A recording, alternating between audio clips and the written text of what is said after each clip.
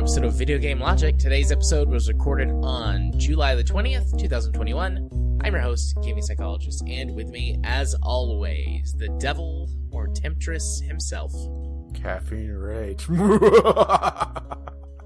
On today's show, we will, of course, be discussing some games that we've played. Valve announces the Steam Deck. Free-to-play Tom Clancy game has been announced by Ubisoft. Sony patents player-kicking microtransactions. On our community corner this week, we'll have a news topic submitted to us by Jim. Ukraine warehouse packed with thousands of PS4s were actually a FIFA Ultimate Team bot farm. And if time allows, we will have a Steam Discovery queue. Timestamps will be in the show notes following their respective topics. Hello, Rage. Hello. How are you? Doing all right. Although is good. Although this isn't, dragging a trailer halfway across the map, but it does. It'll work. This'll do for tonight, I guess. That's our new obsession. Me, not as much as I would like, because I'm, working back in my office again, or working back in an office that is not my home office. And while my boss doesn't give a shit if I play video games, it's still hard to do stuff like that when people will wander into your room and be like, "Hey, what's up? I just want to talk to you about some random stuff." And it's like, that's fine. Why don't we eat lunch and talk about random stuff together? It's like, no, I think I'd like to talk to you about random stuff for 15 minutes now. And then it throws off my entire workflow and I don't get things done. Then you just halfway listen to them. I mean, that's, a regular portion of my existence. Then you turn around and it's like, who the fuck are you? I work with some very interesting people in terms of how they present themselves. Oh boy. That makes it sound probably more interesting than it actually is. Like, for example, today I was cooking lunch and everyone still thinks it's weird that I cook lunch at the office. It's like, I'll just wait till you're bringing the wok. It's like, you've got a kitchen. Why wouldn't I use it for more than just a microwave? But anyways, so I'm cooking lunch. And one of my coworkers is standing in there, and in almost in one breath, she goes from talking about how that she just can't fathom why anyone would be perverted and want to pull their dicks out and show people their dick, to talking about how that she got drunk once and went to a drag show at a strip club and stuck her hand down someone's pants to see what they did with their dick. Did they tape it? Where did they put it? It was smooth as a baby's bottom in there. I couldn't feel anything. And I'm like, I didn't say anything. What's the point? But you're sitting here thinking, right. Yeah. Within one sentence, going from being I don't understand how anybody could be a pervert, to being I'm a pervert, I'm being a pervert. It's like, okay, whatever.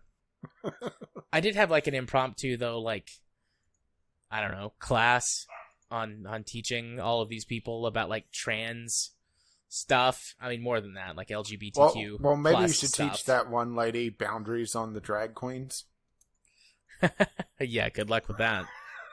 None of them listen to this. They will never listen, I don't think. She's very entitled. She's one of those people. Oh, Karen. Pretty sure that she voted for Trump. Pretty sure. I mean, I'm sure that there's nice people that voted for Trump. I've never seen one. I was going to say your parents definitely aren't. They're nice if you're the right sort of person. If you're just like them, so they're white? Nice to you. Yeah, white and racist and sexist. Oh, not poor. Not poor. No. But are homophobic. Anyways. Yeah. They have met you, right? Indeed. I very much surprised a couple of my coworkers when they were asking me about stuff the other day. I don't even know how, I finish up some paperwork and I stand up and walk over to the nurse's office in our building. At this clinic, they do testing in-house. Lots of simple tests. urinalysis, blood analysis, sampling for just like common stuff. If they need like something really specific or fancy, they'll send it off to a lab. But we do a lot of stuff in house. So there's like a little nurse's station set up, and most people go over there and hang out during the day if there's no patients getting any labs drawn, just because it's an open area with multiple chairs. And so I walk over there, and they're talking about this was right before I gave them the lesson on LGBT stuff, and they're talking about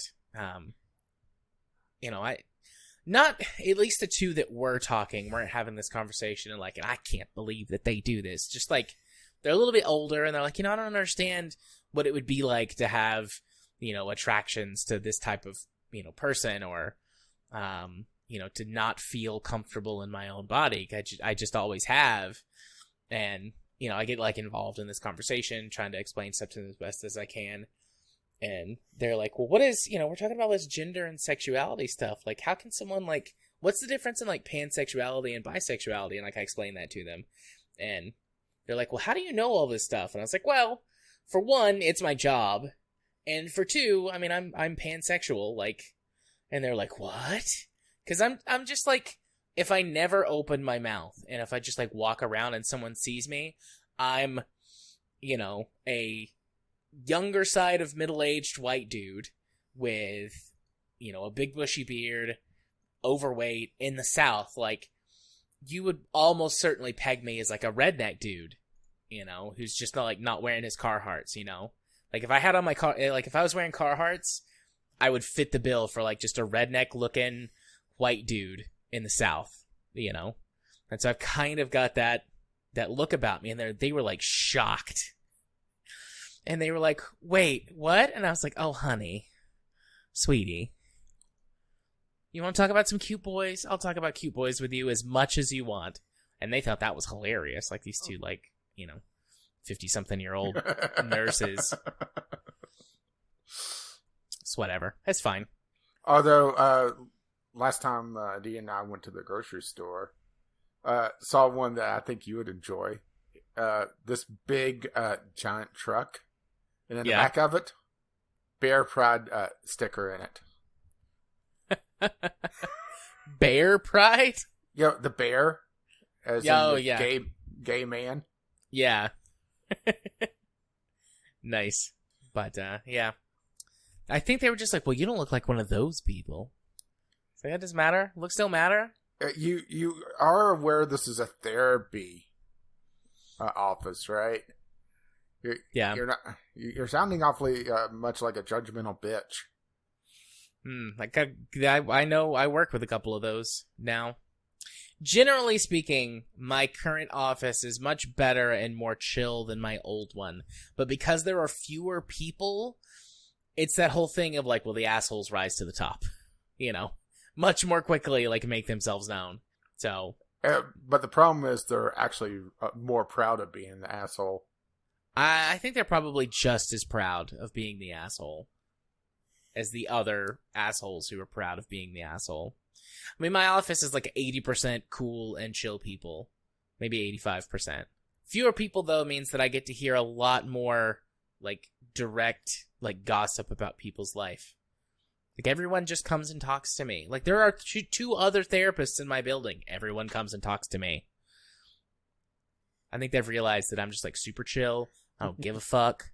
I'll talk to you about anything. I'll listen to you talk about anything. Just don't interrupt me during truck time. Yeah, don't interrupt me during truck time unless it's important. And even if it is important, at least give me a chance to park. Yeah. Speaking of truck time, though, let's go talk about some games that we played this week. Do you want to, since we have a segue, would you like to lead with our co-op truck time? Yeah, we could lead with co-op truck time. Yeah. So we did SnowRunner as kind of our just weekly hang out and play together time. And our date night? Sure. That's what Anita calls it anyway. That's what I call it. Send help. And I will say that it's a lot smoother to get going once you enabled mods, because of course I'm running a modded game. Yeah. I haven't used any mods until, I joined your game. I was Yeah. intending on using some mods. I just hadn't yet. Yeah, I'm only running a couple, which the main one I use is essentially better cranes. Because even the stronger cranes are kind of weak. Kind of the weak sauce, so it's just, yeah, right? Yeah. And they're the same price as the regular crane. It's essentially a replacement while not being a complete replacement. Yeah. For some of the contracts, it's just makes life a lot easier because the payloads are obviously pretty damn heavy whenever you're lifting, several slabs of concrete. Yeah. But we found out a couple things. One is that the non-host doesn't get progress. It's essentially progressing the host's map. Yes. But any rewards you get go to the non-host. Yeah, so it's a good way if you're at a state where you need some money, just join co-op with someone and just hang out and drive around. You can bring your own trucks, but you could also drive the other person's. Yep. You're essentially just an additional driver on one of my maps. And for some things, it makes a lot more sense to have a second driver, especially whenever a mission requires like a crane. Yeah. Any mission that involves a crane, or as I quickly discovered playing single player later, like log delivery missions really benefit from having more players, because each delivery of a log, even though you're taking like a load of logs, it still only counts as 1 point towards the cargo delivery completion thing. Yeah, because in Mud Runner it was the type of log. So, yeah, the long logs, I think it was 3 points, 4 points? Yeah, I think it was 3 for long, 2 for medium, and 1 for short. I think you got a bonus. I think it was 4. I could be wrong, though. But, yeah, it's just a lot easier to go in co-op. So, what we'll probably end up doing is going back and forth, depending on who's hosting, to help out with various contracts. Yeah. Like right now, I only have 1, maybe 2 missions that are decent co-op fodder. And contract-wise, I haven't focused too much on it. I've been doing the random tasks. And I've pretty much worn out 2 maps in Michigan. The 2 easier maps. Did we talk about how the maps interconnect last time?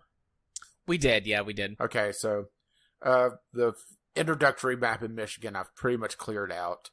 And the second map I'm pretty close to clearing out. And going off from those 2, or that second one I should say, is still, a bit of a quagmire of watchtowers and stuff for me to discover. So I'm going to probably spend some time working on that and just driving around, and maybe I'll go back to Alaska and start working on that one, since I think I got rank 10 or 11 today.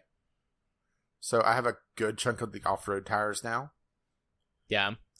I'm rank 9 or 10. What still kind of stinks is the fact that the off-road tires and everything, it's requires so much grinding, and then during the tutorial it sends you to Alaska, which is a death sentence if you don't have better tires. Did you spend any time there outside of just, hey, you could go to Alaska now? Nope, I spent no time there. It's like, hey, you can go to Alaska, and then I immediately went back to Michigan. Yeah, I don't know if the best way to play it or not. It probably isn't. Is to complete one area at a time. But I want to do all of Michigan and then go to Alaska. Yeah, I haven't touched Russia yet. The third map set. Basically got to the point in Michigan where I could survive in Alaska for a bit, and I went and I found a couple good trucks. And I had missed one in Michigan that you tipped me off to. And I brought in my giant Caterpillar C to just yank, drag, and pull this truck in a very unfortunate spot halfway across the map. I mean, I ended up taking it the long way just because the Caterpillar has a very wide turning radius, and I wasn't sure if I could make a couple turns without a lot of trouble. But it was a hell of a lot easier doing it that way than trying to just lead it with a scout truck. Yeah, I will say that some of the missions where you have to drag a truck, and it's essentially you're leading it on a tow rope and driving it behind, having it drive behind you, can be very frustrating if the secondary truck takes a wide turn, or if you're not familiar with it, and it takes a lot wider turn than you expect. And you can't switch to it. That's the thing. That's what the unlocking the Caterpillar is. You have to repair it, fuel it up, and then drag it to a parking lot. Yeah, it's been the same with every truck that I've rescued. You can't drive it even if you repair it and fuel it. You still have to drag it. There was one where on the inland lake, I think it was, where you just repair it and fuel it up, but there's also not a garage on that map, so that might just be the outlier. The one I unlocked when we were playing together, it was just fuel it up and repair it, and it's yours. That absolute limo of a truck. Yeah, I found that one. Now that I'm exploring that map on my single player thing. Yeah, you don't have to drag it anywhere. You just have to fuel it up and repair it. It's actually not that bad once you get a few bridges repaired there. But it's repairing the bridges, which that's kind of the weird thing is how dynamic the maps is for SnowRunner, where you're able to change how much of or how easy it is depending on repairing bridges and clearing rock slides. Yeah. It was a bit of a sour point for me at first, but it's kind of warmed on me, and I think it's just they introduced it in such a way that it made it seem like, okay, you have to do this in order to unlock everything, or really anything else. And it's really just that first time that it's just absolutely mandatory before you have really any content to work on. Right. Yeah, I mean, I liked, from the beginning, I liked that, the sort of the dynamic nature of the maps and the progression and, being able to do tasks and missions and things. Like, I liked all that from the beginning. Really like this game. Probably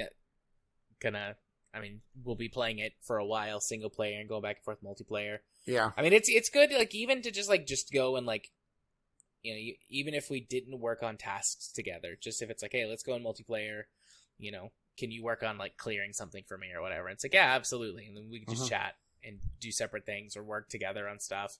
We only did that one mission together because we were kind of figuring out multiplayer stuff. Yeah. And you were doing a thing, and I was like, oh, I'm going to complete this task for you.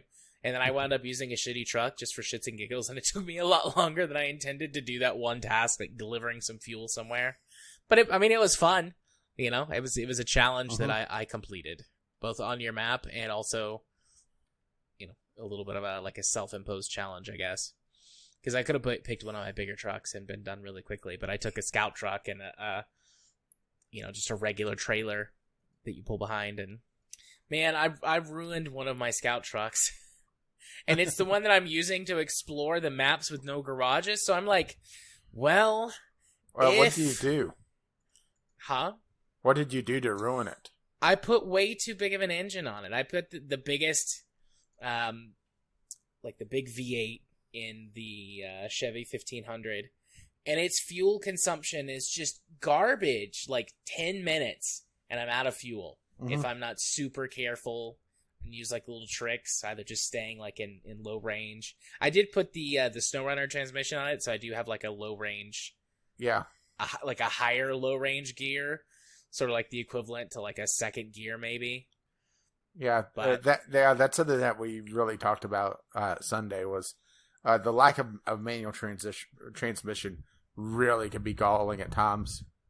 Yeah, but I've got enough fuel to last for like 10, including the fuel cans that the truck can carry, which is like half of its fuel capacity. I have about 15 minutes of total fuel before I run out of fuel. And so I got all the way over to the map, and I'm like, well, shit, what do I do? Like, I could go back and recover and fix it, but I'm already, like, halfway done exploring this map, so I just kept going. I'm gonna run out of fuel at some point, and then I'm gonna be really sad. But I've tried to strategically explore the map where I can keep going over nearby to the trailer store or whatever, and just fueling up with the trailer. Because whenever you spawn, at least in like the normal mode, it might not do this in the hard mode, but in the normal mode, whenever you spawn a trailer in, it will spawn with full fuel and full repair parts, or repair points, if applicable, depending on which trailers you spawn in. So even on maps without garages, or without fuel, fueling stations on one, side or corner or whatever, if there's a trailer store, you just drive over to it, spawn a trailer, fuel up, repair, and then sell the trailer. And in selling them, they sell back for 100% of their purchase value. So you don't lose any money doing that, and you can carry on your merry way. Yeah, and something else that's kind of nice is getting the free DLC and getting it basically an infusion of $250,000, right?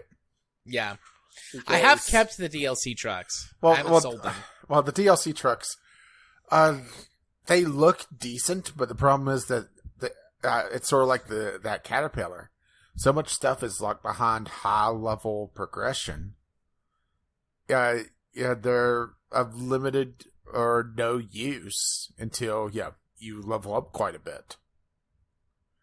So what I ended up doing was just selling off both of them, having money to upgrade my other trucks, put the better winches on them, upgrade their tires, and buying a second Caterpillar so I could leave one on the Inland Lake map to drag stuff around, and the other one on the one I'm actively working on to have as backup. But I probably should prune down and figure out exactly what trucks I want to use. But a lot of it just comes down to what upgrades you have so far, because a lot of them are tied behind progression, but then there's also ones that are just hidden out in the wild. And I still have a couple that's hidden, I think, on those other two maps I haven't explored in Michigan. Never mind the ones that are in Russia and Alaska, which I've hardly touched yet. Yeah. I've got I've got 3 scout trucks, two Chevy 1500s, and what's the other one? The Scout 800 or whatever it is? Yeah, Scout 800. I've got that one. And then I've got the White Western Star, and what's the other one that you were big on last time when we played? I was like, oh yeah, that's a good one. The Fleet Star? The Fleet Star, yes. I've got the Fleet Star, the White Western Star, 2 Chevy 1500s, and 1 Scout 800. Yeah, see, I'm using really 3 Scout trucks. I'm bringing up a list just to make sure I have them right. I'm using an Hummer H2 as like my primary. I have the International Scout 800. The Scout 800, and there's the what's the other one here? I'm trying to spot it without going into it. I think it's the International. Yeah, it's the International Lodestar. That thing could be fun. It has permanent 4-wheeled and diff lock. Yeah, turned on. And it can carry quite a bit of repair and fuel in it, but it's pretty wide too, so it can be a little bit annoying if you're trying to go through a narrow passageway. The Hummer's really nice though. It's from Alaska, if I recall correctly, and it could have the roof rack and also a spare tire and extra cargo in the trunk, so it could carry essentially 2 entire loads of fuel, one in the tank and one split between the other 2. Nice. As well as like 2 or 3 tires total. Yeah, of the trucks that I've got, the White Western Star is the best. Although there are situations, because I don't have the diff locks for it yet, there are situations where the Fleet Star can be better. Yeah, the White Star actually had the all-wheel drive for it and the diff lock already. Yeah, I had the all-wheel drive. I did not have the diff lock. I guess I just haven't found that upgrade, wherever it is on the map. or collected it, found or collected, depending on where it would be found. Yeah, I don't find the highway trucks all that useful in general. Well, if they don't have at least all-wheel drive, they're basically useless. Unless you're going to do some kind of, like, I don't know, what is it? Fireman, like a bucket brigade thing? A trailer brigade. Unless you're going to do, like, some kind of weird trailer brigade system. Or maybe you load them up with fuel or repair parts and then just, like, park them out in the remote areas. Like, take the time once to, Spider-Man them out to some remote area on the map and leave it there. They're pretty useless otherwise, just because they can't get around off-road, and so much of this game is off-road. Maybe they might do better in the snow, actually. If you get the snow tires with chains on them, they might do okay there. Still, all-wheel drive would be a benefit, but they might actually perform okay in snow like that, or maybe on ice. But otherwise, yeah, most of the highway trucks just suck. Yeah, and I'm just now getting to the point where I'm getting chain tires, so Alaska's starting to look a lot more appealing now. But yeah, some of the trucks, just like, where is the niche for this? Unless it's like driving back and forth on the damn map, right? Yeah, that map has got a lot of pavement, but it's still fairly narrowly concentrated on the map. Yeah. Who knows? Or maybe it's the DLC map, so it would be a lot better. I don't know. And it sounds like I'm ragging on it, which might be a little bit, but at the same time, the off-road trucks seem to just outperform on really all the other aspects because it's just they could do whatever. Yeah. And you still have the option if you can turn all-wheel drive on or off, but the only area that I can think of for guaranteed where the highway trucks that don't have all-wheel drive is fuel consumption. Mm-hmm. But again, if you're driving over, a heavy pavement section in a truck with all-wheel drive, unless it's one of the ones that has it permanently turned on, you just turn all-wheel drive off and you're good to go. Saving fuel. I mean, if I was ferrying, cargo, maybe, but at the same time, there's a trailer store right there, and there's still sections where there's mud on the paved road, and we talked about it before, where the game can be very picky about what it allows and what it doesn't. So there will be times where you're driving along and all of a sudden you come to a crawl because the game decided, okay, you need 4-wheel drive to get through here. Otherwise, fuck you. Yeah. Yeah, I'm looking at the different trucks and the Chevy. One of the cons, very bad at fuel economy with its top engine. You did it with the Chevy, didn't you? Yep. What are you looking at? I'm looking on the Spin Tires fandom.com. Okay. Just look at the truck list there. Yeah, it's got very bad fuel economy with the V8. Very, very bad. Yeah, that makes sense. V8s traditionally get really shitty gas mileage. Yeah, like the International Scout downsides to suspension causes it to bounce. Very top heavy when it equipped with a roof rack. And engine options are very mediocre. But it's also lightweight. It's very fuel efficient. Capable in deep mud with some effort. Comes stock with a differential lock and all-wheel drive. So, right? Yeah. Bad fuel economy. Yep. You're right, Wiki. Bad fuel economy with top engine. Next time I recover to the garage, though, I'm just going to pick one of the smaller engines. Mm-hmm. I'm just using it as a scout. I don't need the super big engine for hauling stuff. So I'm going to haul stuff. I'm probably going to pick one of my other trucks. Well, we have talked about this for way longer than I thought we were going to. Yep. Yeah. See you Sunday. Yep. See you Sunday. Do you want to talk about your single game first, or do you want you can talk about yours? Okay. I don't know how long I'm actually going to go talking about this. I didn't play anything new this week, but I keep a few games in sort of a rolling backlog to talk about in case this happens. Between work and the fact that my kid loves Earth Defense Force, so I played that a shit ton, and then just playing, SnowRunner. I didn't play any new games, but one that I haven't talked about that I played within the last month is Transport Inc. I bought this on the Steam sale, and it had been on my wish list for a little bit. Transport Inc. is a transport management game. Trucks, trains, ships, planes, like the whole nine. And it uses the real world map, and eventually like a map of the world. So you can do the entire world if you want. Start small with some local routes between, cities in a one state or country, depending on, if you go to say Europe versus the United States, versus Canada, whatever.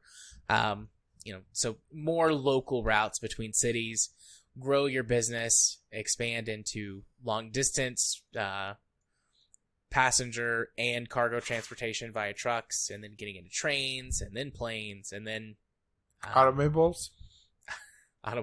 Yeah. Getting into everything. At least that's the promise behind the game. The biggest problem with this game is that instead of just letting you jump straight into a sandbox mode, or just giving you like a simple tutorial and then turning you loose and then being able to choose to play the story mode versus like a sandbox mode or completing some kind of challenges or something, you have to beat the story. It doesn't let you do anything else until you beat the story, which is 10 missions, which doesn't sound like a lot, but as the game grows, it resets your progress every mission. So you start out in Europe. It's like a small family business. Your dad was a bus driver, and he hated the company he worked for. And so you and your dad go into business together to create a better bus company that's going to be better for people or whatever. And starts out pretty small in France with like a compressed version of the map of France with only a few cities on it. And then the next mission resets the progress that you just did, makes the map a little bigger, adds a couple of new mechanics. And that's the entire story. The story mode is that it resets your progress, makes your map a little bit bigger, adds one or two game mechanics, and then has you complete something. And the first few missions go really easy. It's just simple stuff like, transport 1,000 passengers, which doesn't take very long. You start with buses that can transport like 20 passengers at a time. You can use the accelerated time, feature that all of these games have. So you can fast forward through some of it, get that done really quickly. And then they start to get more complex. Transport 1,000 passengers of this type, say economy class passengers, and then 500 first class passengers, and, however many tons of cargo, 1,000 tons of cargo, and expand your business into 10 other countries. And the missions just keep adding more of these sorts of ands to it, making it complicated. And it really becomes more of a puzzle game because eventually they introduce timed mechanics to it. You have X number of years to collect this much money. That was the first one that introduced a time. It's like you have X number of years. You have to have a bank balance of over 2 million euros or something. It's been long enough that I don't remember the exact numbers. I'm kind of pulling that out of my ass a little bit. But, you have to have a bank balance. It's a certain amount.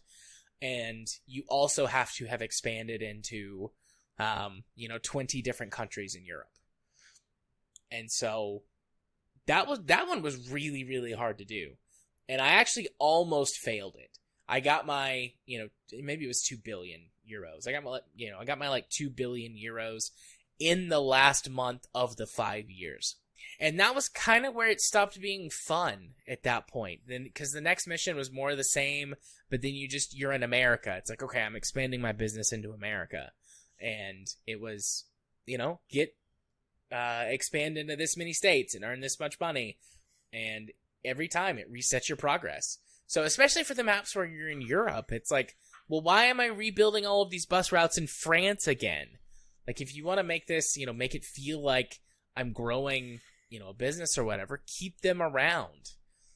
Just save my map state and move it forward. Or even have like a preset map state that starts out every time with a certain number of vehicles or something. I don't know. Just make it feel like my progression mattered instead of having to restart my business every time.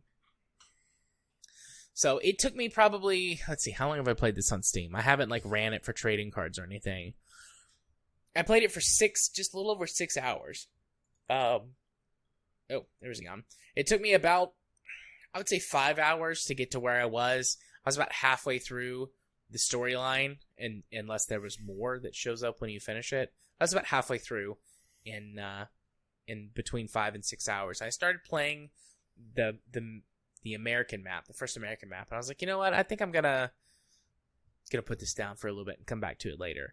And that was I don't know, 3 weeks ago. And I haven't been back to it, and I haven't really had a desire to. It started out fun and promising. It has kind of a cheesy story. Like I said, you start off, you're building this company with your dad. It's a rags to riches kind of story. Your quote unquote, your character gets involved in some illicit activities. Just adding a little bit of dramatic, almost like soap operatic flair to this game about essentially creating cargo and passenger routes that make you money. From a gameplay perspective, it's got, the basic tools you would expect this game to have for route management and automated management of repairing or replacing vehicles. And you can hire, managers that will try to optimize routes for you automatically, and eventually can sort of run regions, and it do have some capability for limited expansion on their own and creation of routes within their region. It's got the whole sort of single player challenge aspect of there are other transport companies that you're competing against, and there's only a shared pool of resources. There's only so many passengers or cargo to be delivered in an area, and if your competition is getting it from you, then you're not able to. So there's some competitive single player competitives there, which I kind of like. I'm not always the biggest fan of that kind of stuff, depending on how it's implemented. It doesn't feel like the computer's cheating. Maybe they are. If they are, honestly, they're kind of bad at it. But it's an okay game. I certainly, I bought it on the Steam sale. I paid $5 for it. I feel like I got $5 worth of enjoyment out of this. I don't know if I'll ever go back to it. Maybe I will. I don't know. I think I'm going to look and see if there's a mod or a way to just unlock the sandbox mode, because I think that would be fun. Picking a country in, somewhere in the world and starting from there and trying to build, a worldwide transportation corporation or company. That sounds fun. Starting in Africa or something, seeing if that makes a difference versus starting in Europe versus starting in Australia or whatever. That sounds like a lot of fun, and it would be up my alley. But the fact that it gates that behind the story mode, that there's no way to skip, and is really more like a puzzle experience, or a puzzle game versus an actual, management sim, that kind of sucks. So, average at best at this point. And I don't know if there's enough for me to go back to it to actually get to where it might be really good. Yeah, I wonder what is the best, of these management games out there. Would it be Transport Fever or? Yeah. Out of all the ones that I've played, Transport Fever hands down. Maybe the what is it? Open TTS is that's free. It's got a lot of stuff in it, but it is older. There's some weird interface stuff. Obviously, the graphics don't look as good. And if those are things that really, you as a player need or want, then Open TTS wouldn't really do it for you. But otherwise, Transport Fever 1 is good, 2 is better, but 1 still, I think, meets all of those needs very well. And the modding community for that game is alive and well, adding tons of of stuff to it on a regular basis, and the devs work to actively support mods. I don't think, to be clear, Transport Fever is a game that I think does modding support well. They don't rely on the modders to fix the game for them. They have provided an excellent base game which to play and enjoy. But if you want to get into mods, there's a huge community that they actively support and provide resources to. So what I'm saying is, don't buy Transport Inc., buy Transport Fever. You'll have a much better time. Right. Yeah. So, good luck buying the game I'm going to talk about, The Touryst. This is a strange one. First of all, good luck playing it if you're on PC. It's only on the Windows 10 store and Game Pass, and it leaves Game Pass at the end of the month. So, weird one to start off with, right? Yeah. And this is one of those scenarios where it just might just not be for me, you know? It's an action platformer where you're essentially on vacation and exploring this archipelago of islands. And on the surface, it's actually really impressive. It has, I don't want to call it Minecraft style because it's not quite like that, but, voxel-based, low poly characters. And it does this depth of field effect really well, where in the distance it fools you quite convincingly that those aren't low poly, very simple assets in the distance until you get up close to them and they look like something that you might be able to see in not Minecraft, because Minecraft is a lot blockier, but right. Yeah. But the effects of the effects on the game world, it feels like it was kind of plastered over what was going to be a very simplistic low poly game. Between that and lighting effects and everything else, it's kind of this odd duck of just two very conflicting styles.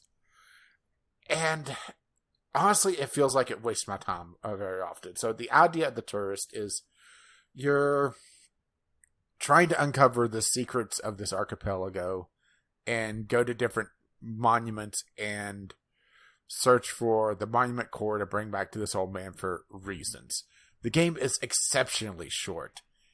How Long to Beat puts it at 4 hours, and I would say that's probably either a little bit optimistic or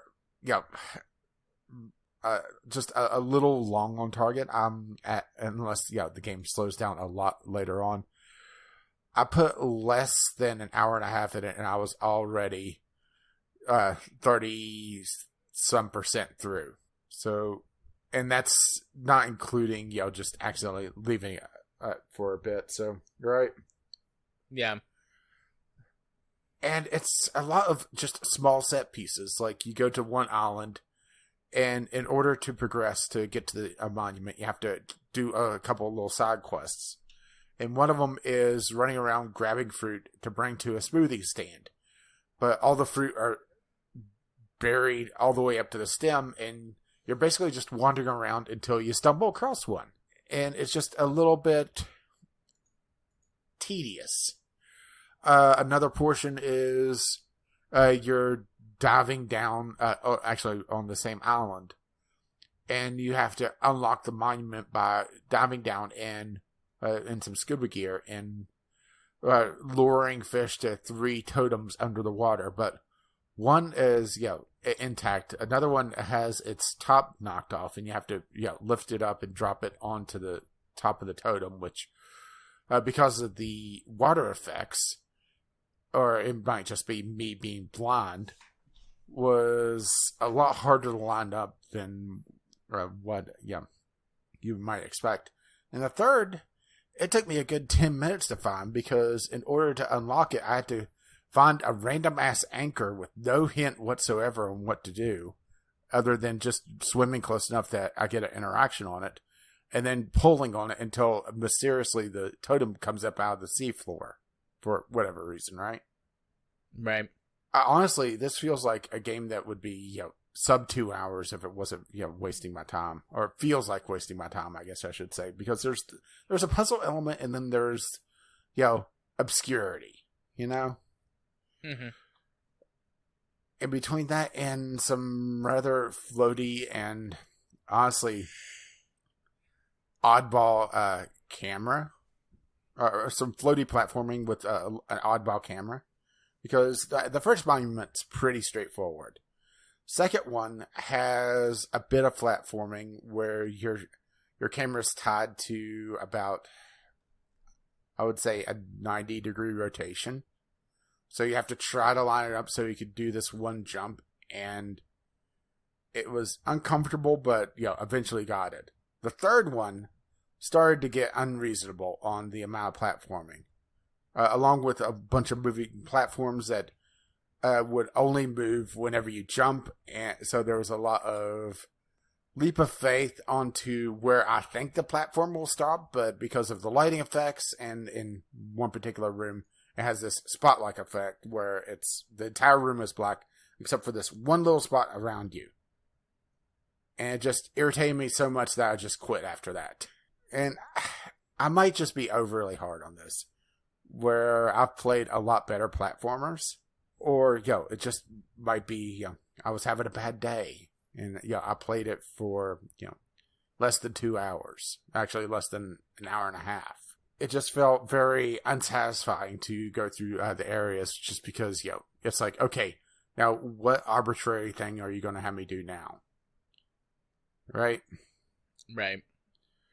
If you play on Game Pass, and it's still available to the end of the month, it's worth checking out since it's a small download and, short to go through. I might just be overly hard on it. But beyond that, once it leaves Game Pass, good luck if you're not on, a console. Xbox and Switch are going to be your only real options unless you want to deal with the Windows Game Store, which who would at this point, right? Nobody. That's who. Is it on, itch or anything? Not that I know of. The official site, which is what I'm linking to, doesn't show anything except Game Pass and Windows 10 for PC. It's just weird. I don't know why they have it so restricted. They might have an exclusivity or something. Possibly. But it's not even on Epic, which is the weird thing. And some people have talked about, getting it on other stores, and they've just, kind of said, well, we'll try to do that. I mean, getting on Steam is not exactly, difficult these days. No. I just don't know why they're, kind of dragging their feet on it. But yeah, it looks cute, but you make it, it doesn't sound great. I think it's the physics that bug me.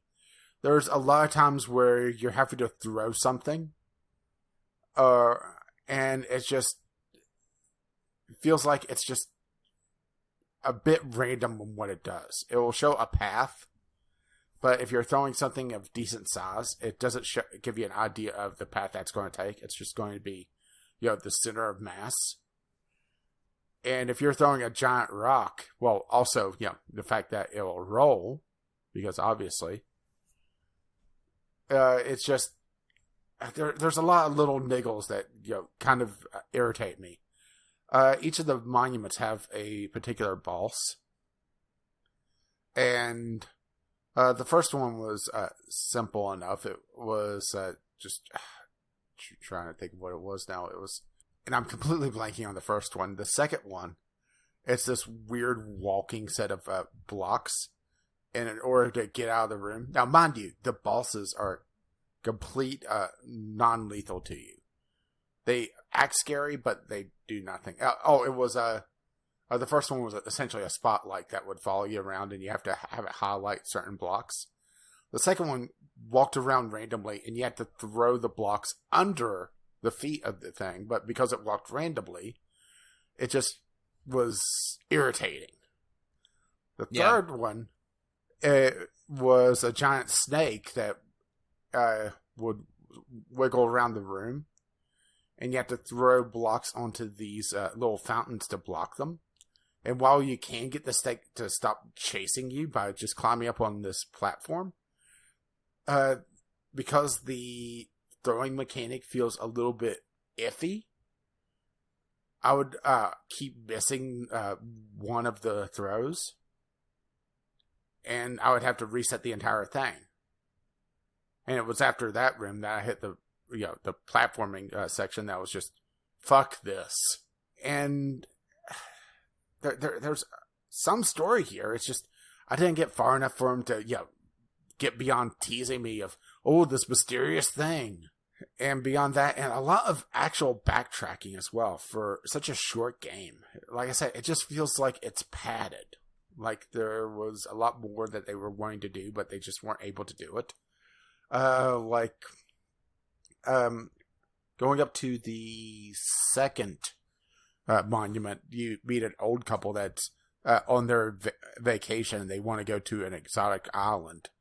And whenever you unlock another island, you're given a travel guide to show the person that drives you to different islands to where to go. Well, none of them you have at that point is exciting enough for them, so you have to eventually come back later whenever you find something more. And there's other ones that are just like that, where, okay, you're going to tease me with a quest that I can't do. Well, it's just side stuff, but at the same time, it's, well, is there more to this? Is it going to give me some story? Is it just going to tease me? And this isn't a Metroidvania. It's not a long game. It's not a long platformer. It's just, like I said, it just feels like unnecessary padding. And I guess I just have a real aversion to games that just kind of waste my time. Right. Even if it is extremely short. And that's kind of the thing, is that, a 4-hour game is kind of a hard thing to sell, especially at a $20 price point. And that's $20 on any of the platforms. Switch, Windows 10, which still don't know why people would buy that. Right? It's just kind of odd. Yeah. Well, definitely nothing wrong, though, with not wanting to play a game that more or less feels like you're wasting your time, so. Yeah. Maybe that's just what it is. I was kind of in a soured mood just because some of the mechanics, they feel a little off, especially that platforming. You keep having to go back to this other island to unlock upgrades. As a matter of fact, at one point I had just completed this long series of quests to unlock the monument, and then this payphone rings, and it's the shopkeeper from the first island saying, "Oh yeah, we got some new items in." Well, with this type of game, well, new items. Well, that means I have to go back there and see what he has, and it's something I had to have to access the monument because whenever I unlocked the door, the bridge to the door, fell away because of course it did, right? Yeah. Because video game logic. Video game logic. Ding. So, I kind of saved myself some trouble there, but at the same time, it's, I played enough of these games that I'm told that there's new items. Well, I'm going to have to go there, aren't I? Right? Yeah. All right. Cool beans. Well, you ready to go? Well, I was going to say, if you get a chance, play it on Game Pass. Don't pay $20 for this. And I'm not even sure if it's ever on sale because, Switch, right? Right. All right. Well, speaking of Switch, let's talk about a new competitor to the Switch. Yeah, Gaben heard that there wasn't a Switch Pro, so he decided to build one with blackjack and hookers. Yeah, damn it. He just made it himself right then and there. Because I'm pretty sure on Steam there's probably a game with blackjack and hookers. I'm sure there's a few. But yeah, Valve... Valve announces the Steam Deck, which is their new portable gaming PC thing. And everyone is very excited over this thing. Yeah, it was just crazy how people went nuts on this, huh? Yeah. The Steam store crashed a couple times because of people trying to pre-order. Yep. It looks very cool. Very generally speaking. It is going to be a handheld gaming PC to compete against.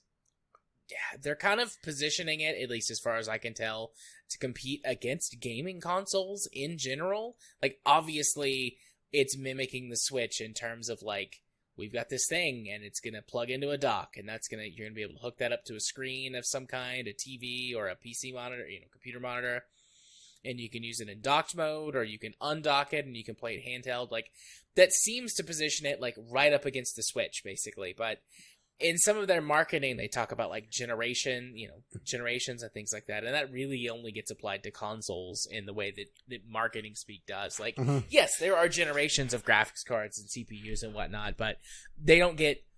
That doesn't get sort of talked about in the way that console generations are talked about. So I think they're positioning this as, like, a quote-unquote PC console thing.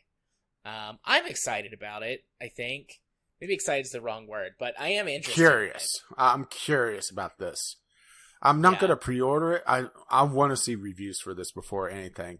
We'll have a couple of videos in the show notes from a couple of tech YouTubers that I follow. One essentially tried to build a PC with similar specs because there's not a lot of technical information. They use gigaflops, which is, like, saying that this engine runs at 10,000 RPM, right? Yeah. Meaningful in a very, very niche way. A very, very specific, narrow way that has meaning. And another one kind of breaks down the specs as they are on the store page and the various pages, because it's kind of split between a few pages, and trying to, temper some expectations, because this is essentially a Linux box. It's probably going to be running the Steam OS, which will be using Pinion, which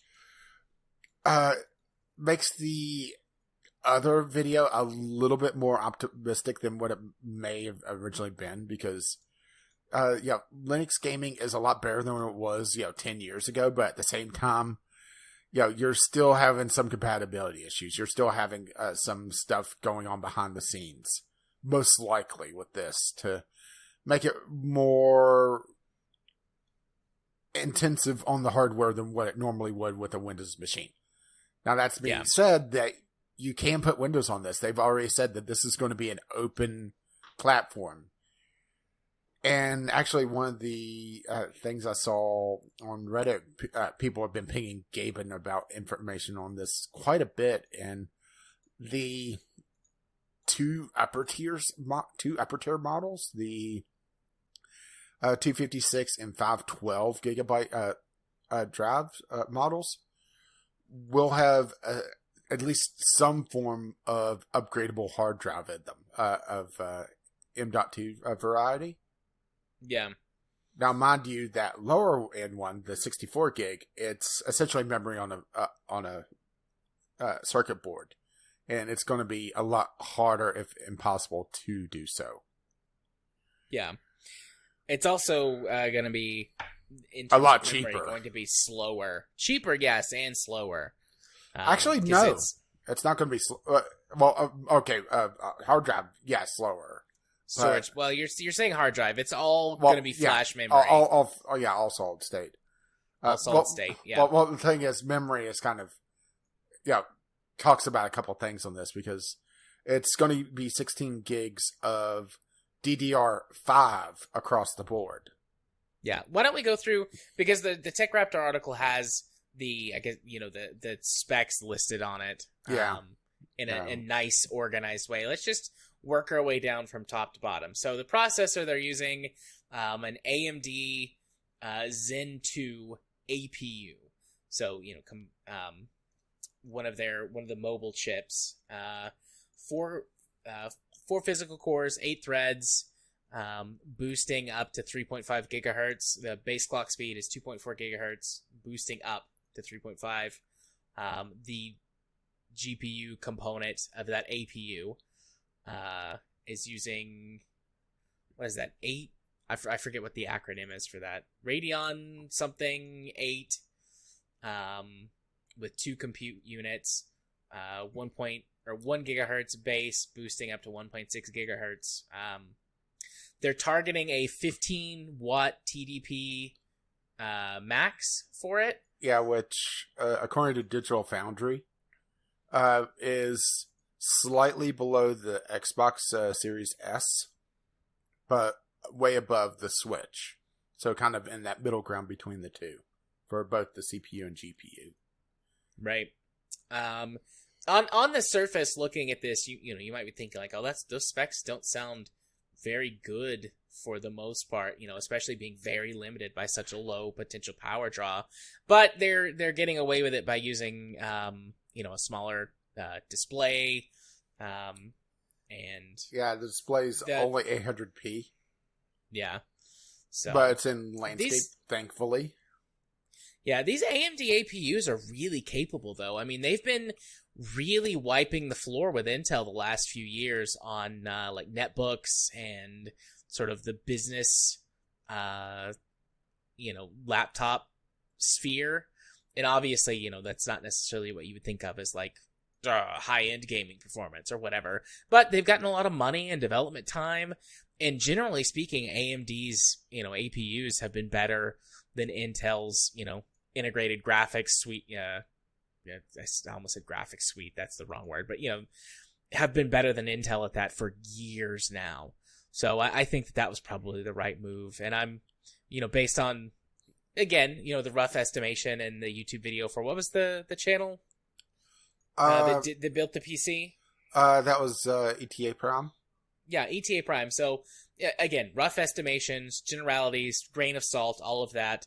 But based on the system that he put together, most modern titles looking at 60-ish frames, older stuff, being able to push much higher frame rates. The display itself is only a 60 hertz display, so... Only?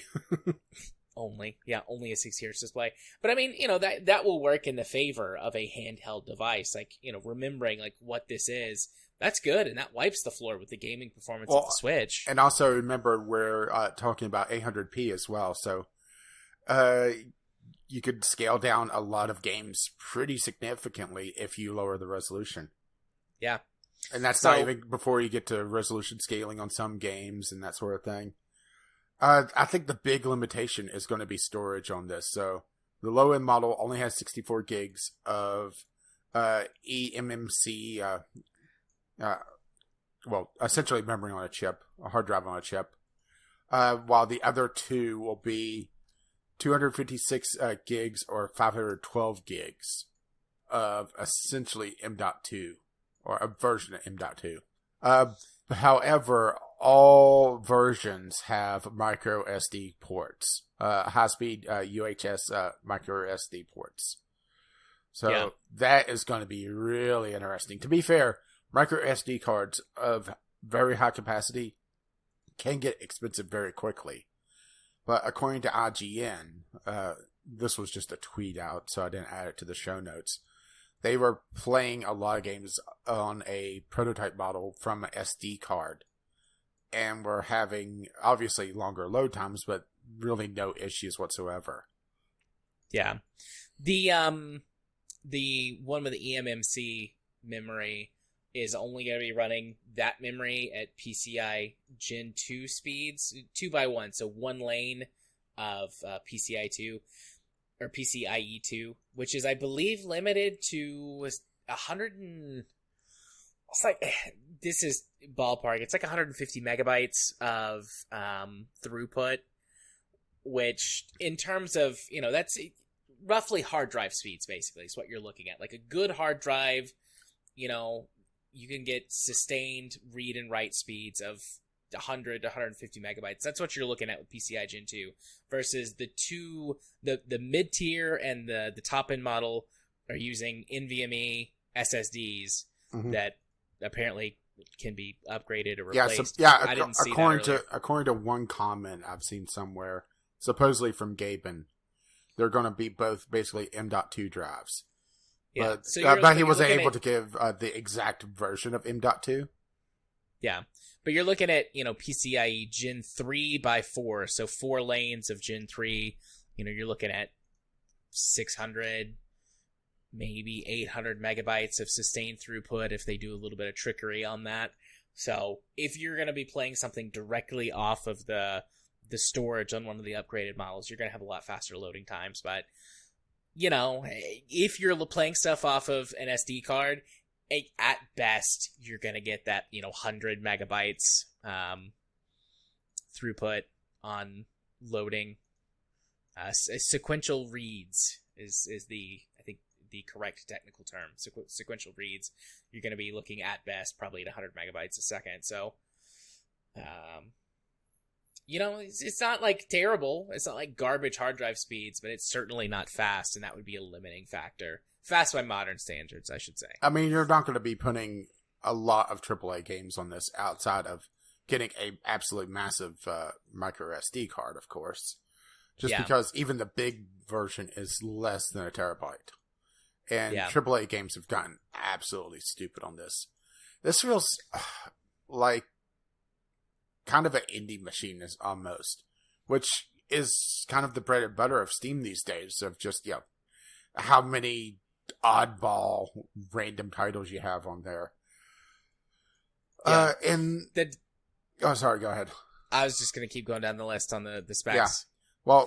Well, display 1280 by 800 at a 16 by 10 aspect ratio.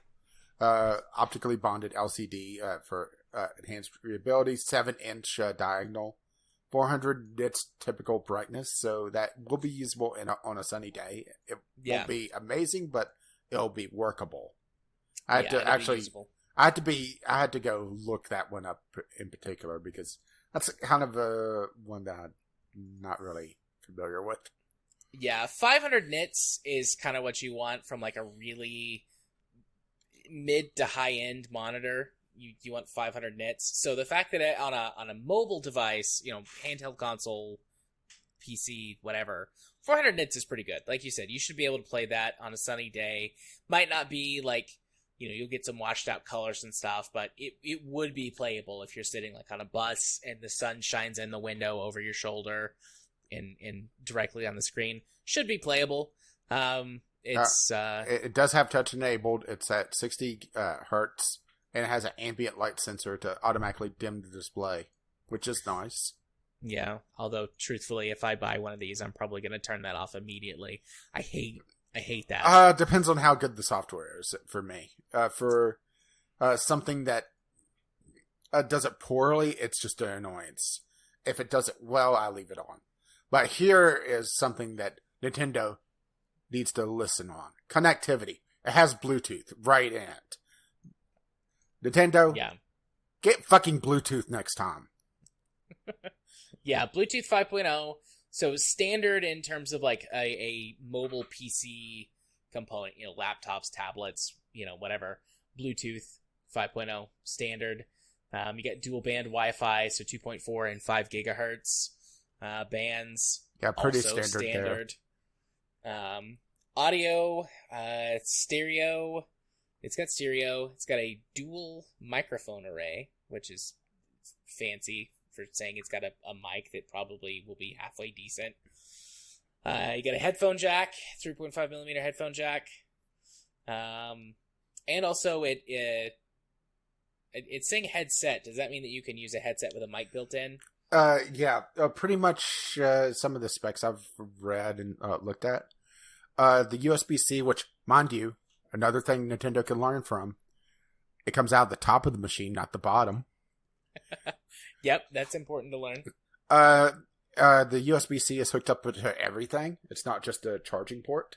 So you can hook up anything to it, and the optional dock that they're going to sell, that info later on, mind you, dock version 1.0 has HDMI and Ethernet ports on it, so, right? Right. It's going to have additional USB ports on it as well to be able to hook more things to it. So, right? Yeah. You're not limited to just Bluetooth with this, which, I mean, it's a fucking impressive machine for what it is, price-wise as well. I wonder pure speculation. I wonder if you've got like a laptop dock that uses USB-C instead of buying their proprietary dock. If I you don't could see just why it plug wouldn't. it into it. Yeah. Because it's just USB-C. Yeah. You could get all of those features with your, the laptop dock that you might already have. Well, I don't have one, and Well, yeah, okay. but I know what you mean. I don't either, Mhm. but lots of people do. Lots of people have transitioned instead of having a desktop and a laptop. They just have a laptop, and if they're using it at a desk, they plug it into their dock. Yeah, so standard gamepad controls. Well, I should say Xbox style controls with additional 4 programmable grip buttons on the back, along with 2 haptic touchpads, and also supposedly the analog sticks are capacitive, so they can also function as a touch, or the system knows that you're touching the thumbstick even though you're not moving them, which is interesting. Yeah, it's probably, it's got haptic feedback. It's probably it's probably in support of that, because the newer Xbox controllers have got haptic feedback in more parts of the controller than just I think they called it adaptive rumble before. But they've been increasing how much haptics is in these controllers, and it's pretty neat, honestly. I like haptic feedback. I think that's a neat feature. Yeah. So yeah, and the trackpads, there's a dual 32.5 millimeter, or if you want freedom units, 1.27 inches. Square trackpads with haptic feedback. Supposedly 55% better latency compared to the Steam controller, which honestly I never really noticed that much latency to begin with. I never did either. And they're pressure sensitive for configurable click strength. And it has 6-axis gyros, because why not? Yeah. I'm also going to turn that off. I don't need a gyro on my handheld. Depends on the game, once again, because something like Zelda Breath of the Wild, the gyros really help out. Yeah. And then for on the go, it's got a 40 watt-hour battery that they're saying will provide 2 to 8 hours of gameplay. Essentially, a Switch. It's essentially the Switch. And that would depend just on how heavily, the resources are being utilized. And also, if Bluetooth turned on, how bright the screen is. Right. So, honestly, I would expect something like 4 to 6 hours for most things, unless you're really pushing it, which, according to some of the things that Digital Foundry was talking about, they're not sure if it's going to be able to go full tilt all the time. They're a little concerned about some of the specs on that one. Yeah. Their primary concern was heat. Yeah, he was honestly a little bit of a wet blanket on it, but obviously with good reason. Because I haven't heard a lot of people really criticize this thing. So it was nice to have like the voice of reason. That's part of the reason why I added him to the list. Yeah. Nobody's talked about the Steam OS or what it's running behind the scenes. Even though you can put Windows on it if so inclined, you're still gonna leave some functionality with the other things unless there's proper drivers released by Valve. It is a actually very impressive looking machine with a lot of flexibility. Yep. I want one. I don't need it. I've got a gaming laptop now. There is no situation where I would use this thing, I don't think. Toilet. Like I take my Switch. I have taken my Switch to certain things, but if I'm going to play a game like that, I want to be able to have 30 minutes to an hour to play it. Like the last time I took my Switch anywhere that wasn't, like my bed, was I had to take my kid to the dentist a few months ago. He had to have a cavity, like a couple cavities filled in. And I sat in the waiting room for like an hour and played on my Switch. And that's the only time in months that I had taken my Switch outside of the house. Because for me, the Switch, a handheld thing is to just like kick back on the couch or in bed or whatever and play some games. And my gaming laptop fulfills that need for PC games. I've got, kick back in my recliner. We had to buy a new couch because the dog and the kids shredded it, and it's got reclining recliners built in, and so I can kick back on that. I don't play a lot of games in bed. I don't really do very much in bed other than sleep. Oh, you poor thing.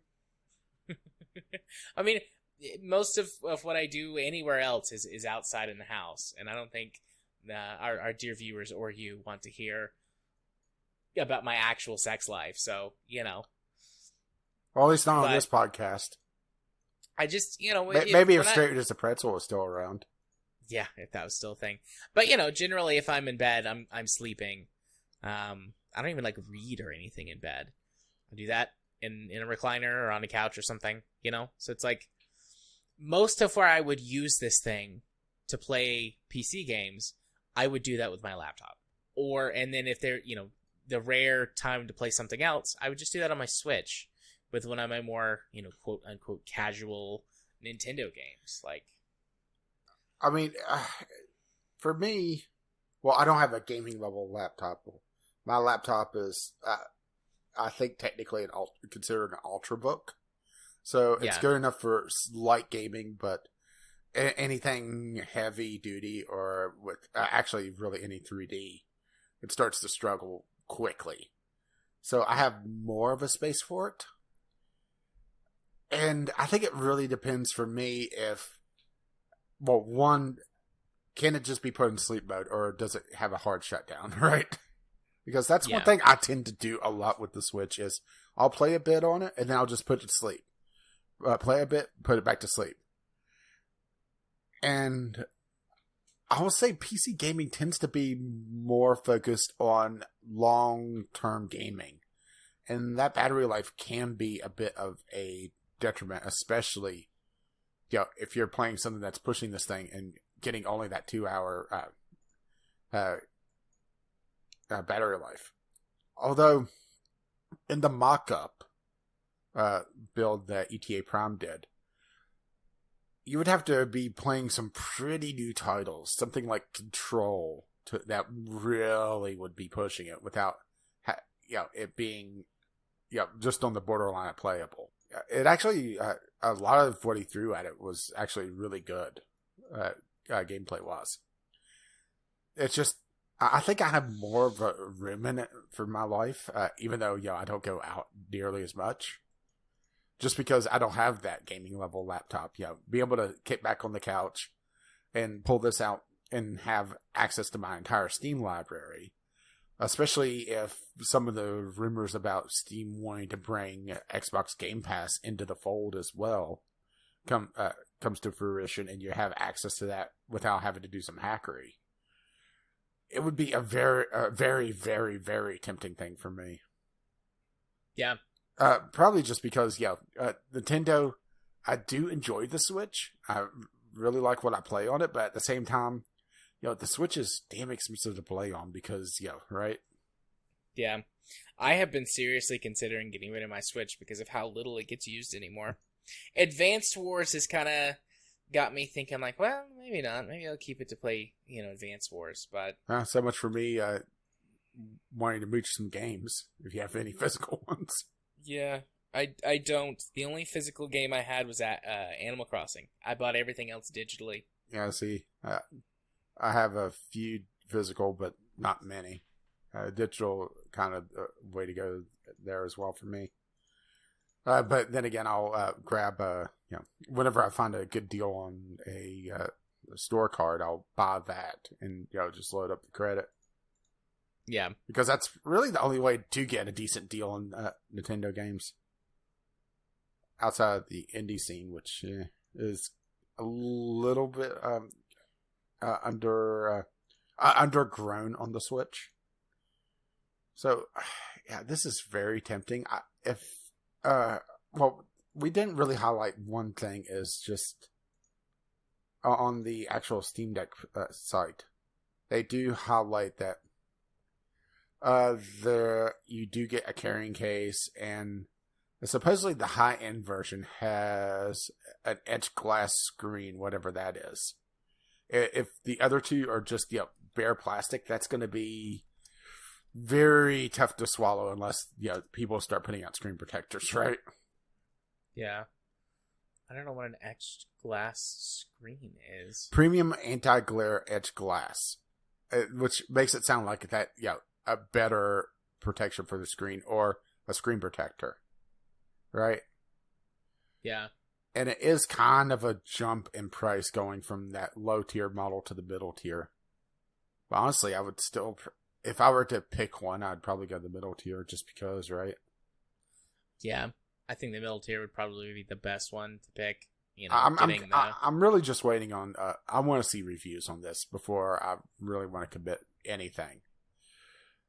Especially, what does it do behind the scenes, right? Yeah. Because we could speculate all day with these specs, but it really comes down to: does it get too hot? Does it dissipate heat well? Is it running SteamOS? If it is that causing more issues in the background? It's just there's too many unknowns for me to, in good faith, jump on it. Although I do appreciate them having to put down $5 to reserve as a deposit to try to combat the scalpers. Yeah, they had a few other things about to combat scalpers as well. Like you had to have an account that was of a certain age and had made a purchase before. Mm-hmm. I'm sure many scalpers will still get through. I'm sure. Yeah. But hopefully, at least they are recognizing it as a problem and trying to do something. But yeah, Steam Deck looks cool. Would serve a lot of people very well. Not something that I personally need, although I do want it. Yeah, especially whenever I had computer issues. This would have been really nice. Actually, make use of my giant library. Yeah. All right. Let's see. Ready to do our next topic? Yep. Sweet. A free-to-play Tom Clancy game was announced by Ubisoft. So, this is Tom Clancy's Xdefiant.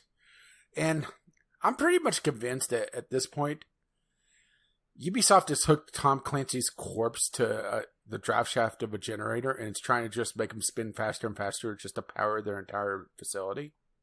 Because this looks like dog shit. This has really nothing to do with Tom Clancy outside of bring in a couple of factions from the other games.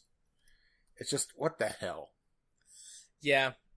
Which, I mean, do whatever you want as long as you make, an interesting, compelling experience. The problem is that this just looks bland. It looks as average as it could be. It basically looks like Call of Duty, really. It looks like Call of Duty with some punk rock put on top. Which, since when was Tom Clancy punk rock? Did I miss that memo? Because as far as I know, Tom Clancy was always at least somewhat grounded in reality. Even his more outlandish stuff was, in the realm of hard sci-fi. This, you have people running around with gas masks that are just for show for whatever reason. The firefighter faction from the Division, because why not? Right. Energy shields, active camo, invisibility. It's just there's so many things that turn me off from this that you would think that's an Assassin's Creed. It's just, yeah. Like I said, it looks like as average a third person. It's first person. First person. As average a first person class based shooter could be. Yeah, and you wouldn't be able to tell because they hardly show any. They show a lot of gameplay or in-engine gameplay, but they show hardly anything from first person until a couple of clips. This feels like designed by committee, which I know. AAA gaming is, on a whole, designed by committee. There's not that one driving force anymore to steer a game. Well, honestly, that was always kind of a myth. There was always, some sort of committee, the suits controlling things, but now more so, just because the stakes are so much higher, the budgets are so much higher.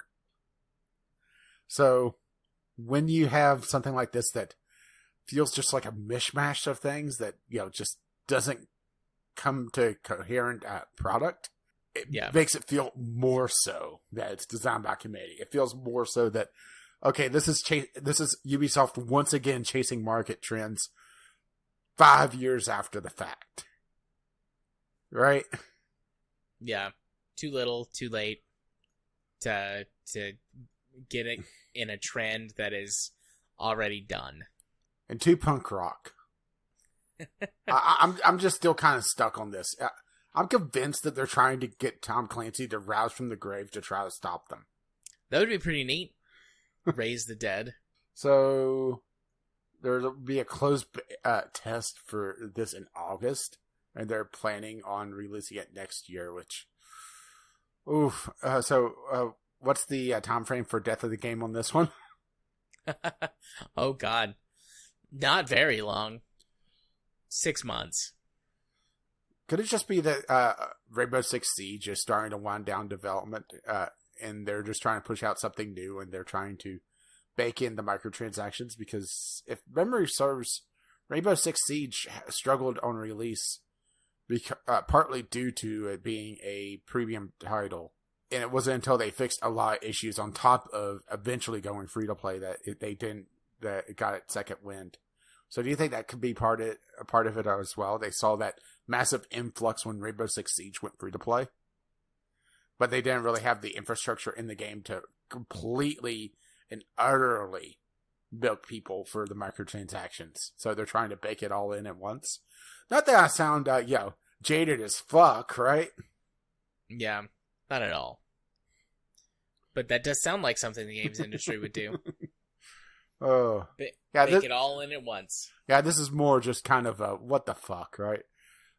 Yeah. The show notes has a link to the worldwide reveal, which it's linked to that video that's like 3/4, just a countdown timer with random bullshit art. There's better ones on YouTube, more cut down, but it's still there's a lot of grown-worthy moments. Talking about focus on gunplay while having invisible players, energy shields, turrets. Gunplay, really? Right? Yeah. I mean, turrets have guns on them. Yeah, but the moment that you have a class that could go invisible and wreck your day, mind you, they showed very short time to kills on this. Teaser, it kind of makes me want to play it even less. That's actually what killed Dirty Bomb for me, was an invisible class with short time to kill. So yeah.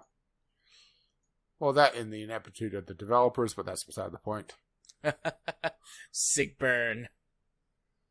So moving along to more microtransaction bullshit, unless you have something to comment on Tom Clancy.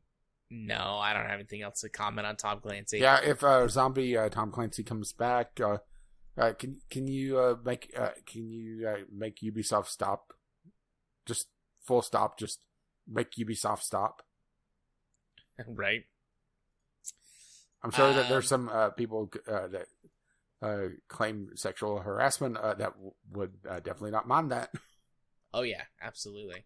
So, not mind at all. So speaking of shitty microtransactions, yeah, Sony patents player kicking microtransactions. Right. As part of this isn't the only thing they patented. That doesn't really make it any better. But as part of a large pattern or pattern, package. Large patent, or a package of patents, talking about or trying to create ways to remove players from games. They added one for microtransactions, where the player or a spectator of a game can pay a fee to remove a player from the game that they are spectating. Yeah, because It that does won't be not- abused at all, right? Yeah. It does not go on to say, at least at this time or at this juncture, whether or not that means that the spectator will replace the player in a streaming game, for example, or if it would just be to get rid of that person. But if they follow through on this or implement it somewhere, you'll be able to pay to kick people from games. Whew. The newest form of pay to win. Just pay to remove all the competition and you win. Pay to win that, amazing sniper, right? Right? I can just think of so many ways this would be exploited, right? Yeah. I mean, the Tech Raptor article did bring up a good point that it could be used for good for knocking out cheaters, because this patent covers a wide variety, including voting systems and that sort of thing. But the one that stands out is the fact that they threw in microtransactions because it's Sony, right? You can't leave money on the table. Can you imagine, a few years from now, the next Call of Duty on PlayStation talks about buying a pack or getting a pack of kicks if you buy the Legendary Edition or whatever bullshit to be able to kick people from a game? I could totally see that happening. Buy the Ultimate Special Legendary Double Ultimate Edition. And No, buy the buy the Urban Camo Edition. Right? Yeah. Because And Call of receive a Duty. code to give yourself 10 player kicks from games that you're in. Whew. Yeah, it just feels like multiplayer gaming is just kind of circling a toilet, doesn't it? Yep. That's why I barely, if ever, engage in multiplayer gaming anymore. Yeah, co-op Unless is it's one co-op. thing. Yeah, co-op is one thing. But multiplayer shooters, just in general, there's just so much of buying a power now. There's so, even in premium titles and AAA titles, there's just so much bullshit tacked onto it. Yeah. But I fully expect this to be completely abused.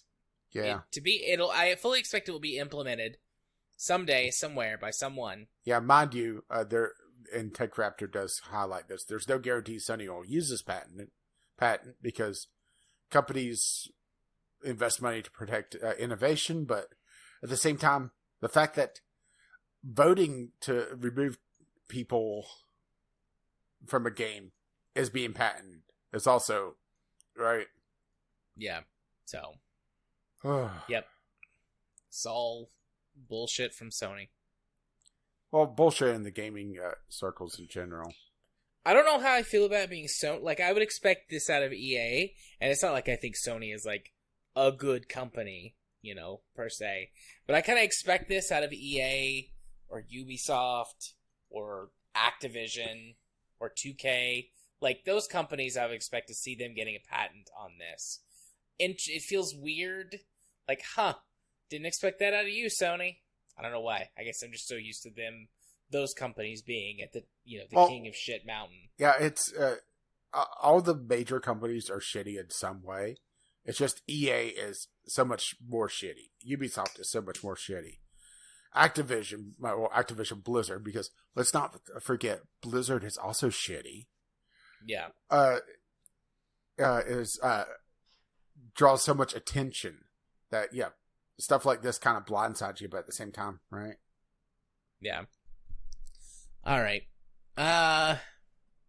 What we got next? That's it. Without getting into the community corner. Yeah, we have the community corner, which Jim sent us a thing. Indeed. Was this? I can't remember if this was the Jimquisition this week, or if I saw this somewhere else. No, this was Jimquisition this week, or at least highlighted in it. Yeah. So, sent to us on Discord by Jim and our submissions/suggestions channel. A Ukraine warehouse packed with thousands of PS4s was actually a FIFA Ultimate Team bot farm. Right. Because... Yeah. The main reason why they got in trouble were they were stealing electricity. That's what got them, was stealing utilities.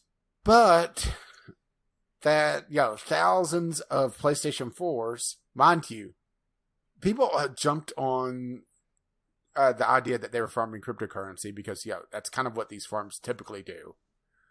Even though the PlayStation 4 isn't supposedly that great at farming cryptocurrency, but don't know 100% if it's true or not.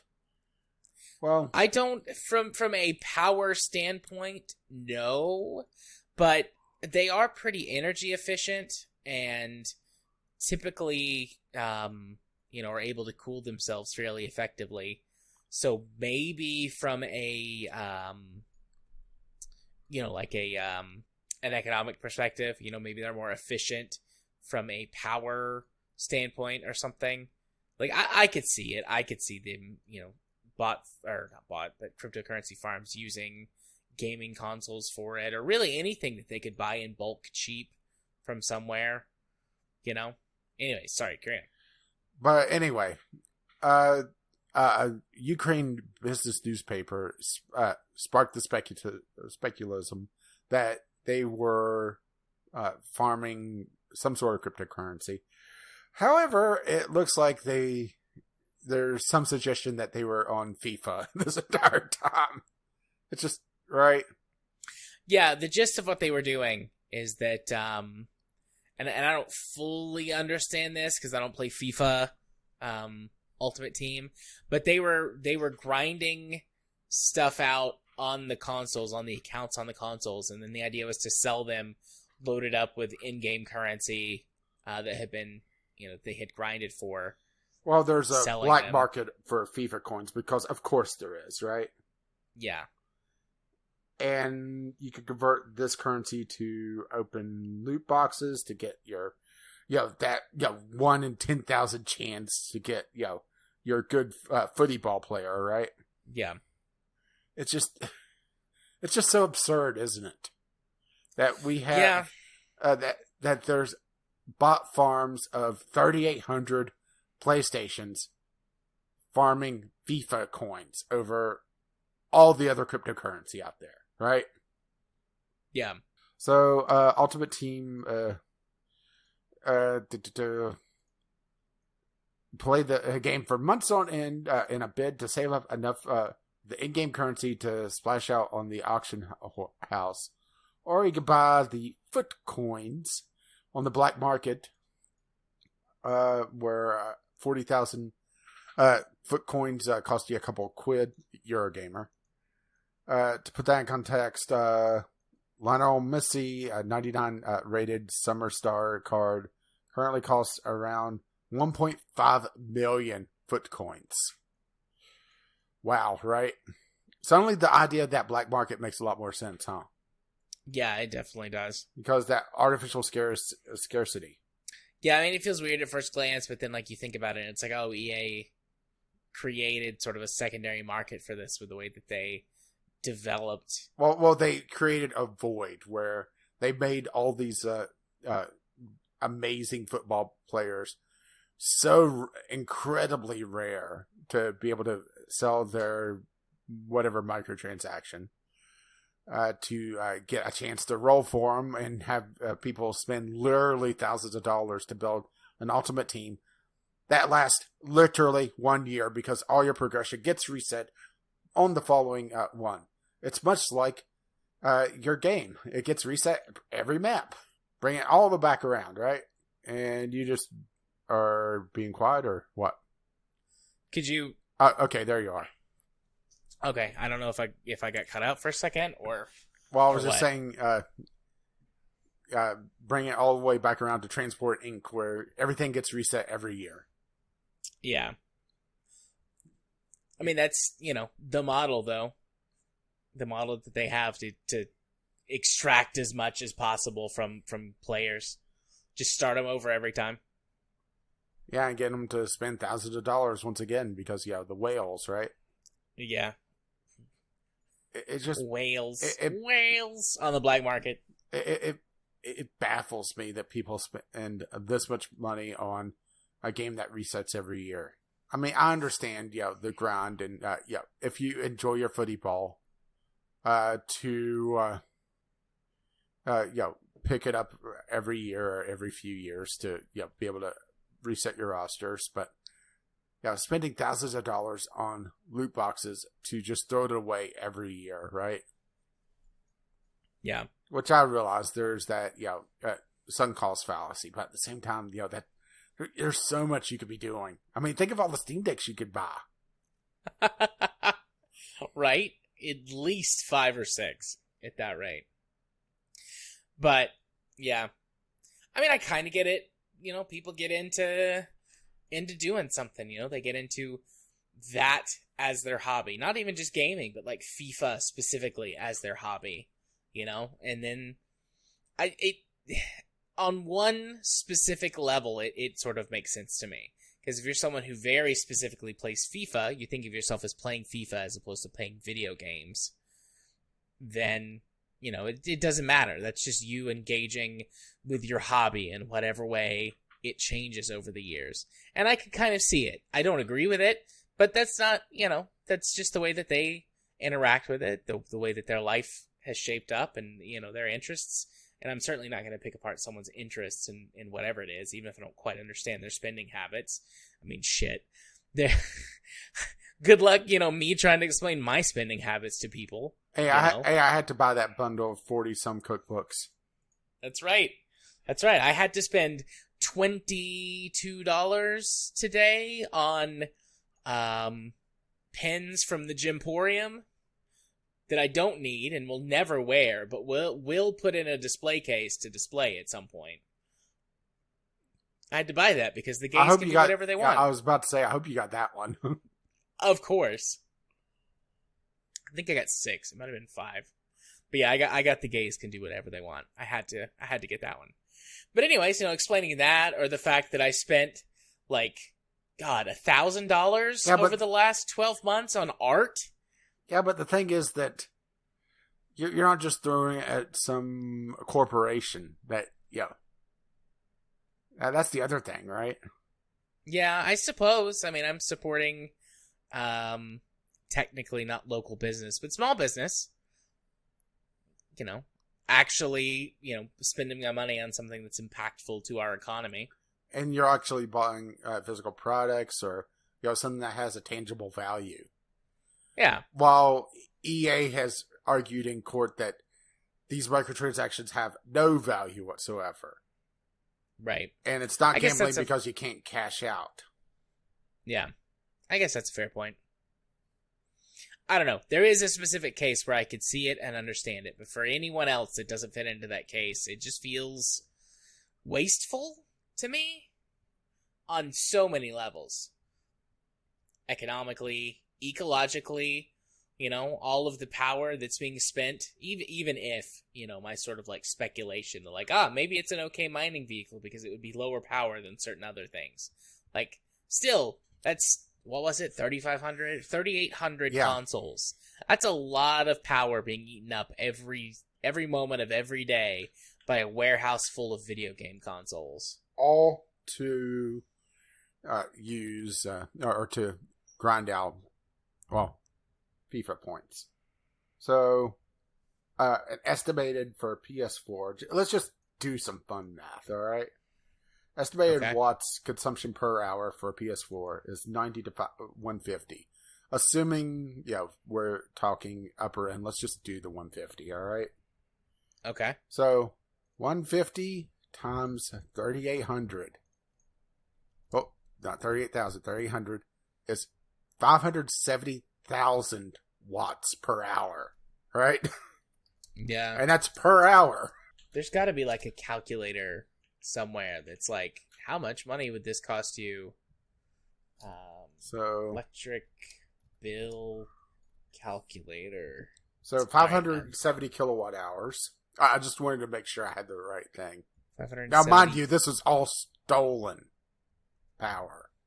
So it wasn't costing them anything, but 570 kilowatt hours an hour. All right? Yeah. If those are running... All right, so if that's running 24/7, I guess it depends on what what kilowatt per hour costs. I was paying on my electric bill, something like an average of like 6 cents per kilowatt hour. I live in an area that has relatively cheap power. Most of my power is provided by clean, renewable sources, a couple of nuclear power plants, and a huge series of hydroelectric dams on the Tennessee River. So I pay about 6 to 7 cents per kilowatt hour, even at like peak times. So I'm just going to use that. I'm going to go with 7 cents. That would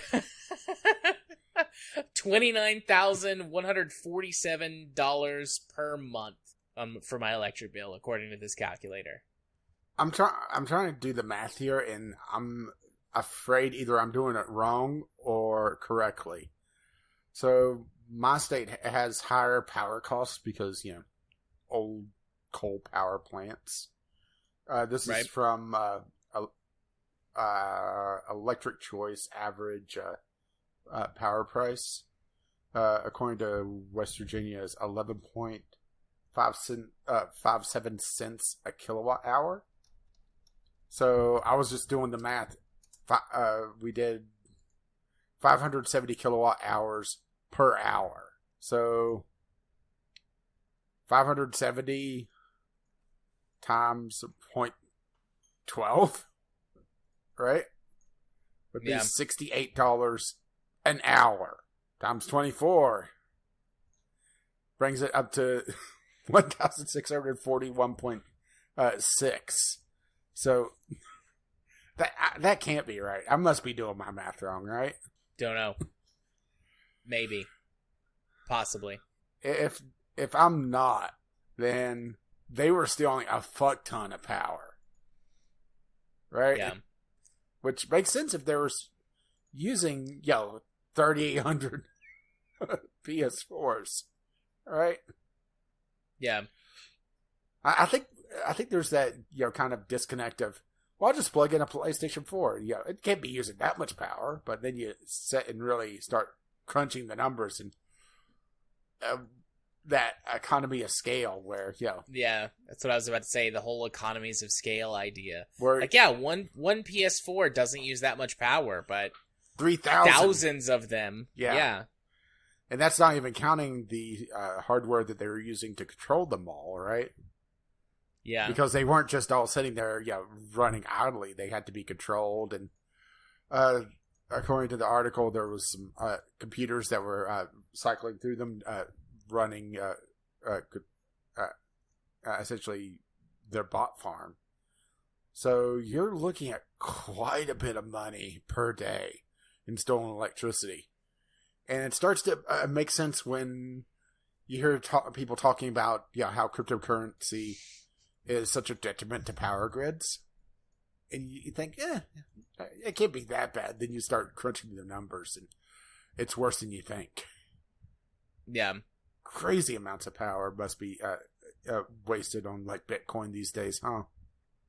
Probably. And Bitcoin's value just recently crashed again. Well, not crashed, but it got under 30,000. Only 30,000? Yeah, only 30,000. I don't know what it's at now. I haven't checked. But, yep. Well, if you wish to, crash our mailbag, you can do so at vglpodcast@gmail.com. You can tweet us vglpodcast on the Twitter. Or you can drop it in Discord like Jim did. You can find a link to that over at vglpodcast.podbean.com. Indeed. So you wanna doobly do? Doobly do for a discovery queue. I know you've got yours pulled up, so go ahead and tell me what you got. So I got Mini Motorways. This is this pseudo sequel to Mini Metro, same developer, and it's kind of a chillax, semi-chillax because Mini Metro gets intense. Transport motorway simulator where you're building highways and trying to just keep things going as long as you can. Nice. Very simplistic art style. They have maps based off of various cities, or just see how long you can last in survival mode. If it's anything like Mini Metro, It's one of those games that you can pick up very easily. But there's a lot of depth and a lot of craziness to be had. On sale right now, it just launched, and there's also a bundle if you have Mini Metro that would knock an extra 20% off. Or sorry, an extra 18% off. So yeah. Nice. I feel like, did you have this one a week ago or a few weeks ago before we leave? This seems familiar to me. I think I had it a couple weeks ago, but go for it. Okay. Before we leave, sort of a sci-fi city building game. You build a city, build a civilization. Looks like there are sci-fi elements of like planetary colonization and something about space whales. It is it's tagged as like casual and stuff. I think that's because it doesn't have any combat to it. But it looks neat. It's very, very cute. Very nice art style. Explore, discover ancient technology. That's a big old space whale. Yeah, there are no weapons, no battles with neighbors for control of resources, just you and a solar system full of opportunities. I'm all about that. Very, very cute. I like nice, cute, relaxing things and city builders. Well, I got Death's Door. A action RPG where you play the Grim Reaper that has to reclaim a stolen soul from the underworld. Produced by Devolver Digital, so hijinks are sure to ensue. This is from actually the same developer that made Titan Souls. So even though I wasn't too hip on Titan Souls, there was some odd control things that I didn't really care for. It was a solid title, so yeah. There is a pedigree there to be sure. So yeah, and it has a lot brighter aesthetic than you might expect. Yeah, being the Grim Reaper trying to steal soul back. So yeah, right. So I got Breakwaters. This is a third-person survival crafting game. Looks like somebody took a look at Valheim, and no idea, but looking at this, it looks like someone took a look at Valheim and said, what if we did Valheim, but on, like, a tropical island, or a series of tropical islands, instead of, like, weird, like, foreboding, like, forest things. Looks very neat. I mean, I love a game like this. Looks like there are these big Titan creatures. I guess you have to fight them.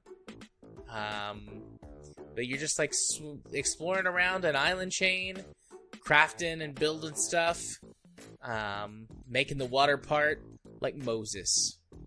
This guy's like, I say that like in the gif of this, he like throws a bottle of something into the water and it parts and reveals like a ship or a treasure or something. But this looks neat. I mean, I love stuff like this. So looks like it's not out yet. Releasing Q3 of 2021.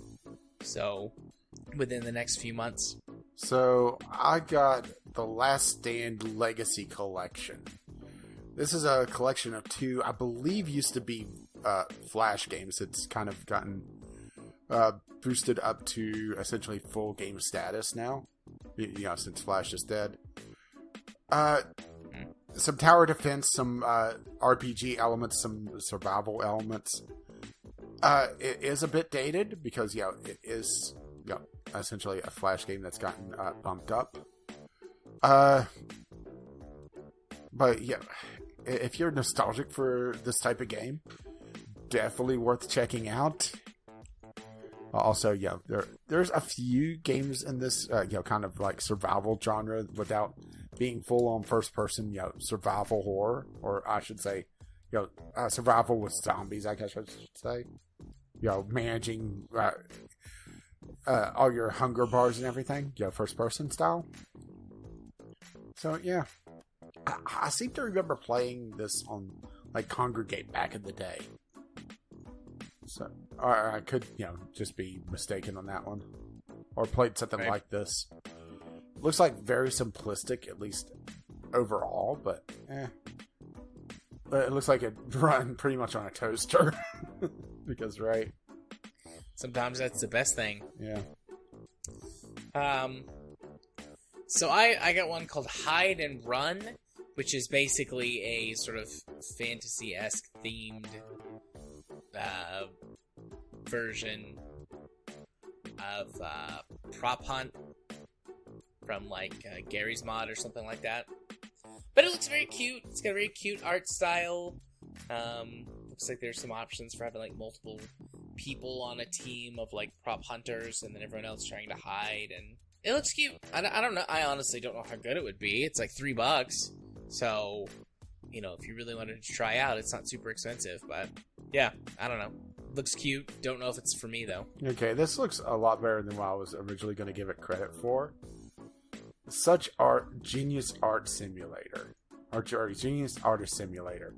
It's essentially a first-person painting game where you're building, you know, an art studio and, you know, painting different things.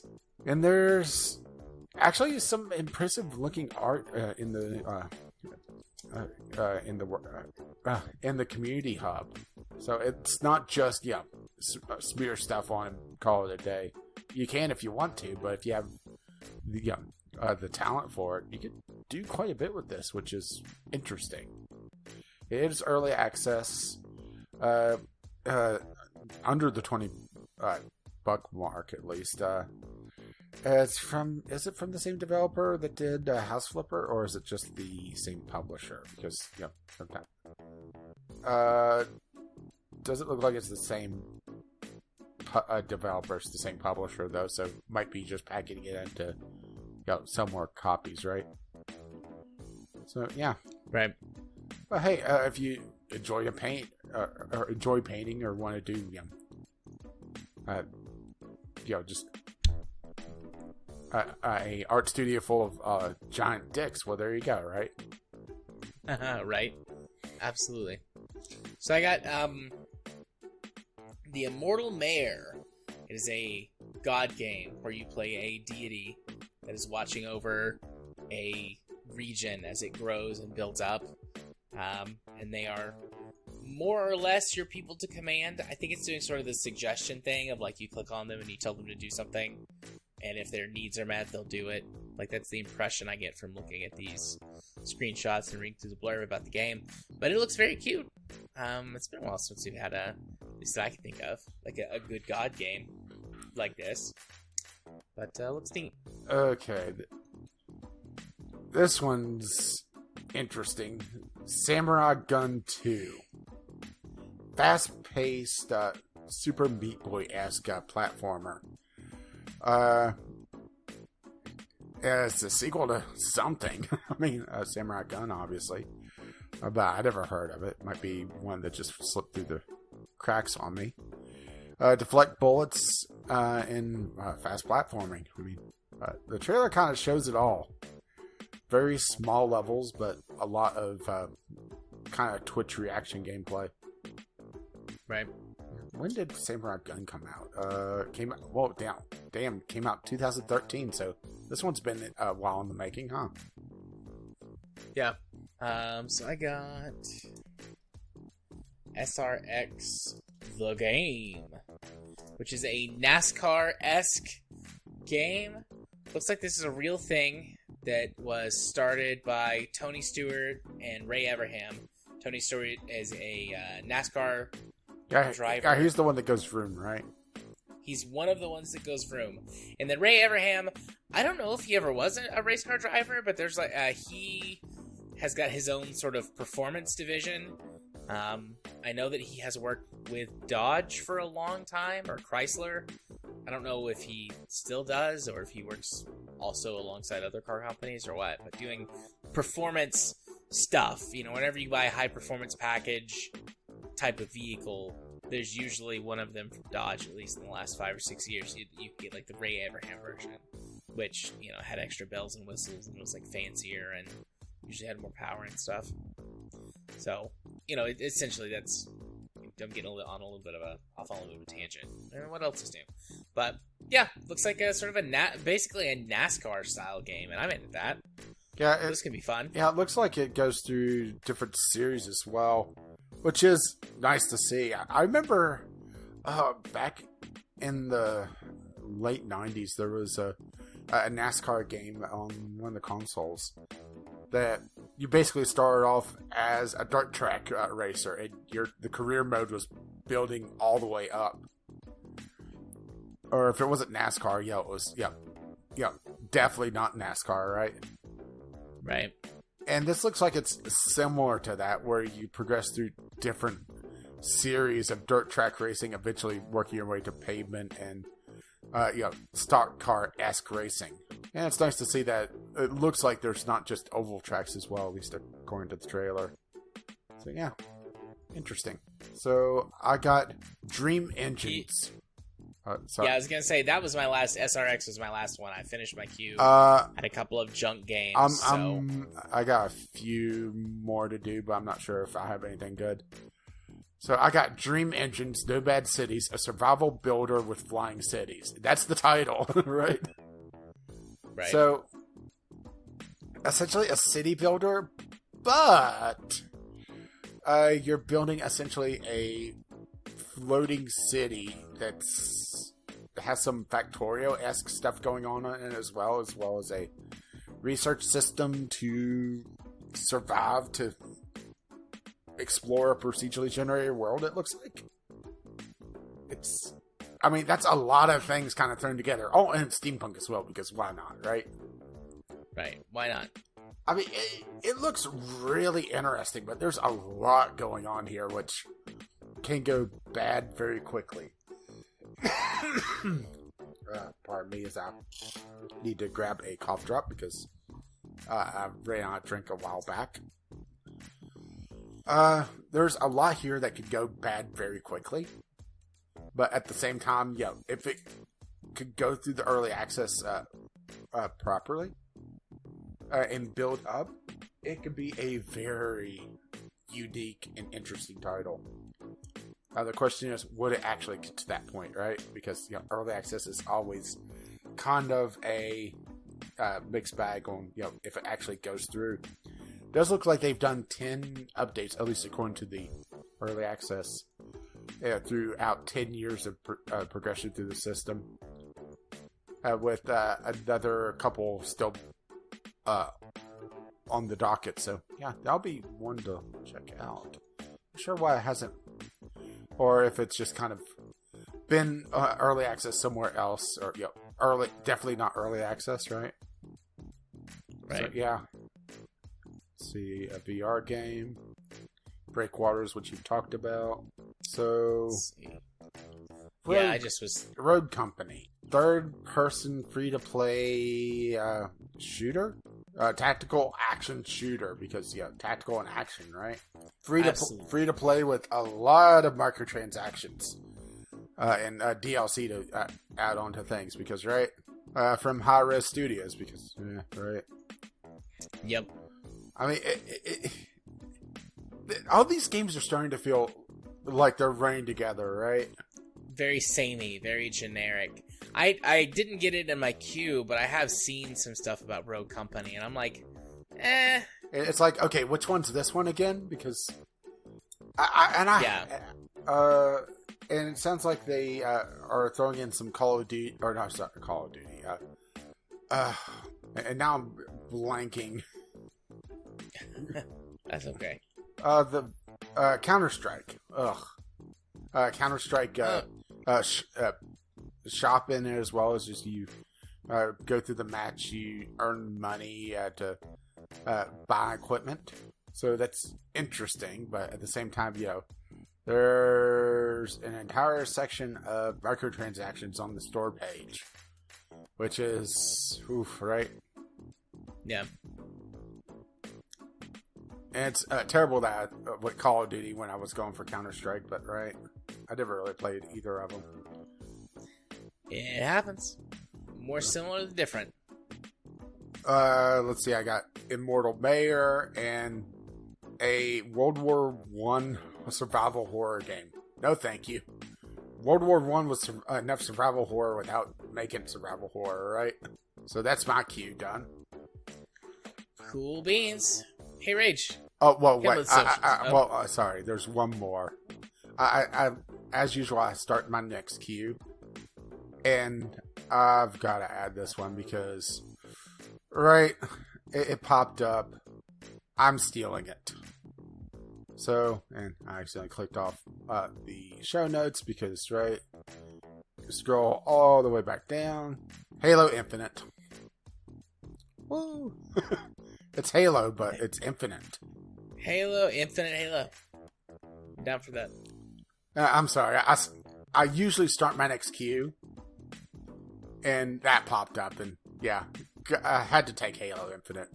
And it's similar to games you played. BioShock Infinite, because they're both infinite. Hopefully this one won't be infinitely disappointing, but right? Right. Absolutely. So, are you ready? Well, we'll have to check with Schoolgirl Cortana, but sure. Hey, Rage. Hit him with the socials. Well, I've been Caffeine Rage. You can find me on Twitter, Gaming with CR, or you can be my friend on Steam, Caffeine Rage. And you've been?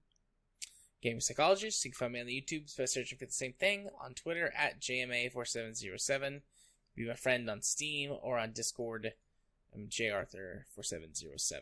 Woo! Woo! And once again, you could reach us, VGOpodcast@gmail.com, with your alerts, voicemails, game-related topics. Tweet them to us, VGO Podcast, or drop by the Discord, which you can find a link to at VGOpodcast.podbean.com. If you wish to share the love, you can find us on your podcatcher of choice. Or if you wish to see the RSS feed, links to all our stuff, which is mostly dead at this point, you could do so at VGOpodcast.podbean.com. Our lovely, lovely patrons have made this madness possible. You can find out more at patreon.com/VGOpodcast. Our intro and outro music is On the Ground, and our Discovery Cue music is Doobly Doo, both by Kevin McLaury. Both can be found at Incompetech.com. And as always, as his lovely music starts to roll across my voice while I'm choking. Well, bye now. See you next time. Bye-bye.